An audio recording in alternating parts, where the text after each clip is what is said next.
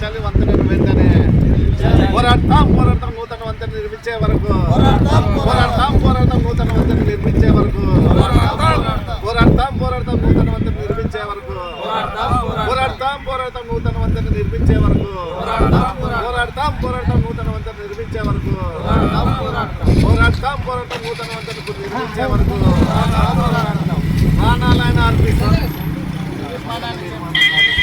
ప్రాణాలైనా అర్పిస్తాం. Adoni 17వ ward revenue ward నందు దాదాపు 4 council వార్డులు ఉన్నాయి. ఈ 4 కౌన్సిల్ వార్డులో 20 నుండి 25 వీధులు పైబడి ఉన్నాయి. ఈ ప్రాంతంలో కూడా దాదాపు 30 నుండి 40 వేల మంది జనాభా గల ఈ ప్రాంతంలో మరి ప్రధానంగా ప్రభుత్వ ఉన్నత పాఠశాల కూడా ఆర్ఆర్ లేబర్ కాలనీ నందు ఉంది. అదేవిధంగా మరి ప్రైవేట్ పాఠశాలలు కూడా ఉన్నాయి. అదేవిధంగా ఆర్షం స్కూల్ కూడా ఇక్కడే ఉంది.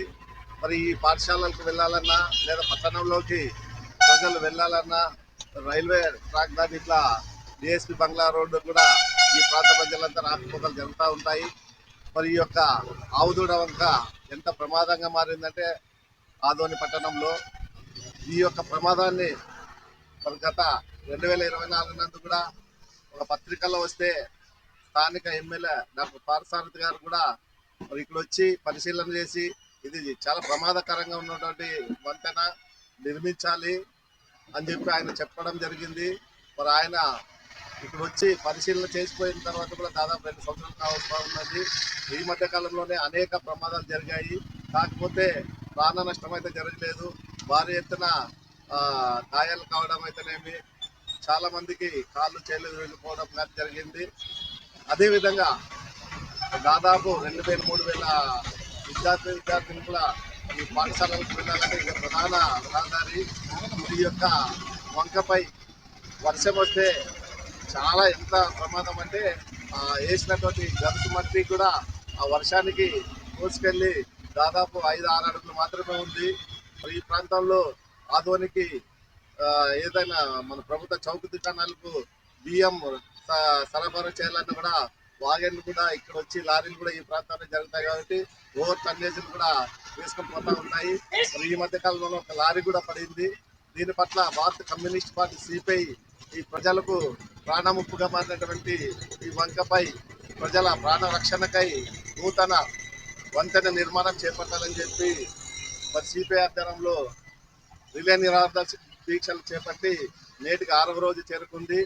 మరి ఈ 6వ రోజు చేరుకున్నా కూడా ఆదోన్లోన మరి పరిపాలన ఉన్నటువంటి ఎమ్మెల్యే గారు ఉన్నారా లేదా, ప్రజల ప్రాణ రక్షణకై మరి సిపిఐ చేస్తున్నటువంటి ఉద్యమంలో కనీసం వచ్చి మాట్లాడి దీని పరిస్థితి ఏమి అని వాళ్ళు సందర్శించిన దాఖలు లేవు.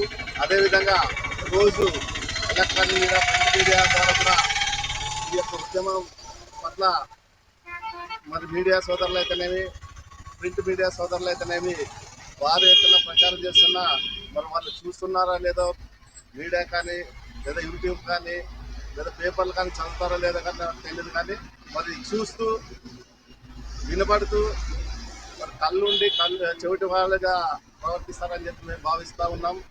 వెంటనే స్పందించి ఈ యొక్క ఆవుదూడ వంకపై నూతన వంతెన నిర్మించాలని, లేని పక్షంలో మరి సోమవారం నుండి కానీ మంగళవారం నుండి కానీ మరి వారి కార్యాలయాలను దిగ్బంధం చేయడానికి రాస్తా రోకలు అయితేనేమి రోజువారీ ప్రచార కార్యక్రమాలు చేపడతామని చెప్పి వారిని హెచ్చరిస్తూ, నిజంగా అంటే ఈ మధ్యకాలం మళ్ళీ మేము దీక్షలో కూర్చున్న తర్వాత కూడా మరి ప్రమాదాలు జరుగుతుంటాయని చెప్పి ఈ దారిన భారీ వాహనాలని రాకుండా మరి ఎందుకంటే ఆ లారీ పడిన తర్వాత కూడా మరి రెండోసారి కూడా ఒక టన్నేజ్ లారీ వంగలు పడే ప్రమాదం ఉంది.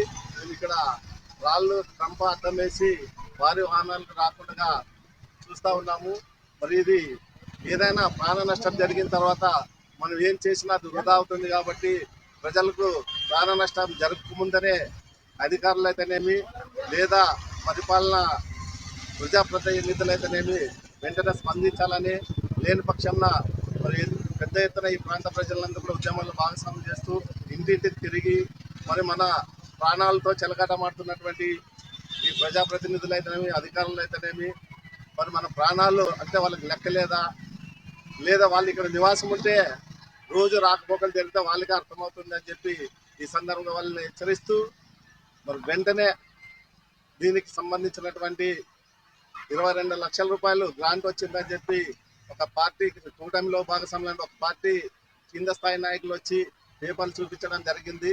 అది కాదు, అధికారికంగా నిజంగానే మరి దీనికి గ్రాంట్ వచ్చింటే మరి సంబంధిత మున్సిపల్ కమిషనర్ గారు అయితేనేమి, లేదా ఎమ్మెల్యే గారు అయితేనేమి, ఎమ్మెల్సీ గారు అయితేనేమి, వీళ్ళు వచ్చి శిబిరాన్ని సందర్శించి దీనికైతే గ్రాంట్ వచ్చిందని చెప్పి దానికి సంబంధించిన పనులన్నీ కూడా టెండర్ కూడా పిలిచి దాన్ని ప్రారంభించేంత వరకు ఈ సిపిఐ చేపట్టిన ఉద్యమం కొనసాగుతుందని చెప్పి సందర్భం తెలియజేస్తూ మరి వెంటనే ఈ యొక్క వంతెన నిర్మాణాన్ని చేపట్టాలని చెప్పి మరోసారి అధికారులకైతే ప్రజాప్రతినిధులకైతే హెచ్చరిస్తూ మరి మేము ఈ ఉద్యమాన్ని కొనసాగిస్తామని చెప్పి తెలియజేస్తూ టీ వీరేష్ సిపిఐ పట్టణ కార్యదర్శి.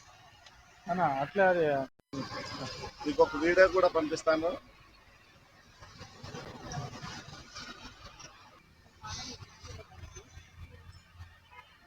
ఈ ప్రాంతంలో ఈ వంకపై ఎంత ప్రమాదం ఉందని డ్రోన్ కెమెరాతో కూడా అంతా షూట్ చేయడం జరిగింది. మరి ఇక్కడే క్రీడాకారులకు మంచి క్రీడా మైదానం ఉండేది, అది చాలా ముళ్ళ కంపులు పెరిగి చాలా నిరుపయోగంగా ఉంది.